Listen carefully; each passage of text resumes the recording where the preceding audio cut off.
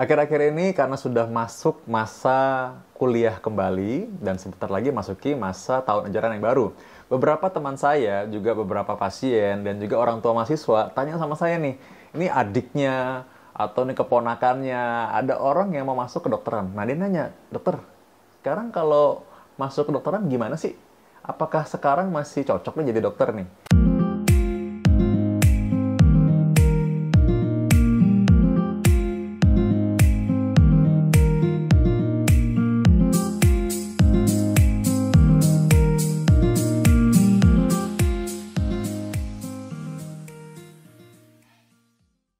Nah, kalau saya bisa bilang, kalau Anda memang punya alasan seperti ini, mungkin sebaiknya Anda jangan jadi dokter. Kenapa saya bilang demikian? Karena ada orang yang memiliki alasan jadi dokter karena satu, dia bilang jadi dokter kayaknya keren ya. Nah, tunggu dulu. Jadi dokter itu memang satu, kelihatannya kalau Anda lihat di film atau Anda lihat-lihat ketika orang ada di sinetron ya memang lain. Tapi aslinya dokter itu bisa sangat kurang tidur.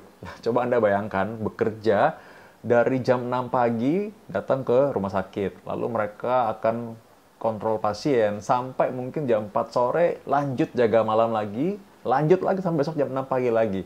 Mereka mungkin akan terus untuk berjaga sampai jam 4 sore waktu pulang. Itu lebih dari 24 jam di rumah sakit. Dan mereka lakukan itu dengan tanpa pulang ke rumah dulu. Jadi mungkin saja mereka dalam keadaan, kucilnya setengah mati. Capek, waktu makan nggak teratur. Kadang mungkin malamnya dia makan banyak, ntar siangnya susah. Jadi makanya kadang-kadang orang bilang, ikutilah apa yang dikatakan dokter, ikuti petunjuknya, tapi jangan ikuti gaya hidupnya. Ya ini karena ada hal semacam ini yang orang nggak tahu, bahwa dokter ini bekerja sampai segitunya, sehingga kadang-kadang mereka juga nggak sempat untuk olahraga. Jadi belum tentu jadi dokter itu lantas Anda bisa, wah kelihatannya kayak seperti di sinetron atau di film-film ya, belum tentu. Nah yang kedua adalah kadang-kadang orang berpikir, wah kalau jadi dokter Anda cepat kaya. Nah sekarang Anda harus tahu tuh apa yang kemarin dikatakan di koran-koran, ceritanya ada orang bilang, waduh nanti kalau jadi dokter nih, dokter-dokter ini kayaknya mengcovidkan orang nih supaya dapat keuntungan dan lain-lain. Ada juga keluar di berita-berita bahwa wah nih kayaknya konspirasi lah ini, sengaja nih dokter-dokter ingin membuat orang jadi covid ya supaya memang ada ini ada itulah yang lain-lain. Bahkan kita tahu bahwa ada yang disebut sebagai dokter PPDS yang banyak merawat pasien-pasien di lini depan, langsung dia merawat sendiri. Nah, dokter-dokter PPDS dan juga dokter muda atau koas, PPDS ini adalah dokter-dokter yang sedang sekolah spesialis. Mereka adalah dokter. Dokter muda atau koas adalah seorang sarjana kedokteran. Seorang sarjana yang bekerja di rumah sakit, namun sebagai statusnya juga mahasiswa. Jadi kadang-kadang dokter PPDS, dokter calon spesialis, dan juga dokter muda ini dianggap sebagai mahasiswa. Mereka nggak tahu bahwa ini adalah seorang dokter yang sudah disumpah. Nah jadi dokter ini akhirnya ketika bertugas, nah orang pikir aduh ini pasti dibayar apa lain-lain. Padahal mungkin enggak ya. Anda harus pikir bahwa nggak semua dokter-dokter itu mendapat gaji yang seragam. Dan memang belum pernah mereka bisa dikatakan, oh bisa hidup mandiri nih ketika jadi dokter itu. Belum tentu. Ketika mereka lagi sekolah, aduh Anda bisa tanya deh sama mereka. Berapa sih mereka dapat sebulan? Apakah mereka bisa hidup mandiri? Itu sangat menantang tuh. Anda coba tanya deh, kalau misalnya Anda tahu ada orang yang sedang sekolah spesialis dan ada juga orang yang sedang sekolah dokter muda.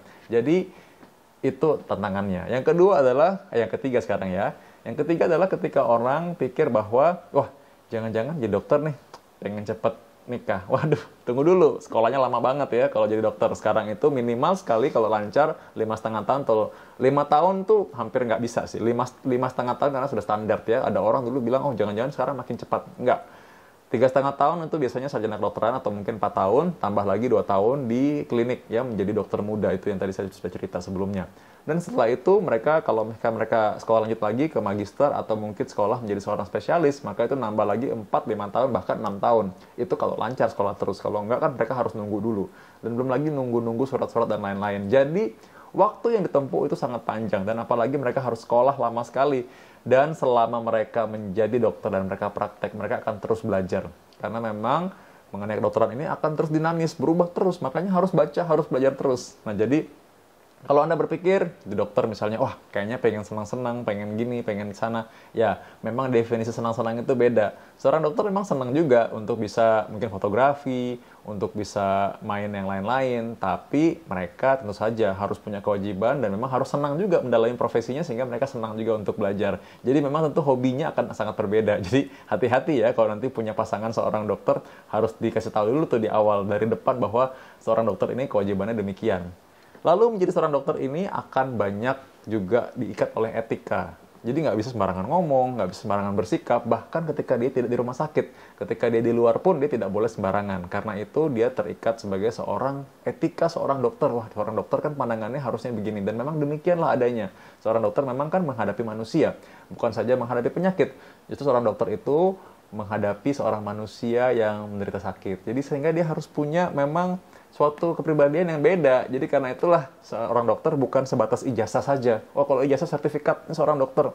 Enggak, itu lebih dari itu. Jadi seorang dokter memang banyak yang harus dia dalami selain dari ilmunya, tapi juga mengenai sikapnya dan juga mengenai tata krama dan lain-lain.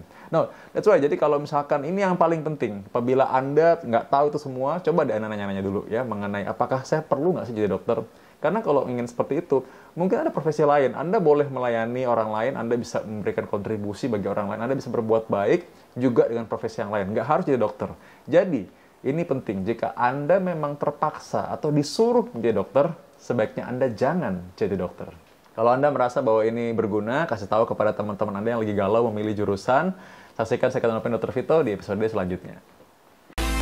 Dapatkan informasi medis langsung dari Dr. Vito dengan subscribe channel YouTube ini. Anda juga bisa membagikan semua informasi berharga di sini dengan cara share ke teman-teman atau kenalan Anda.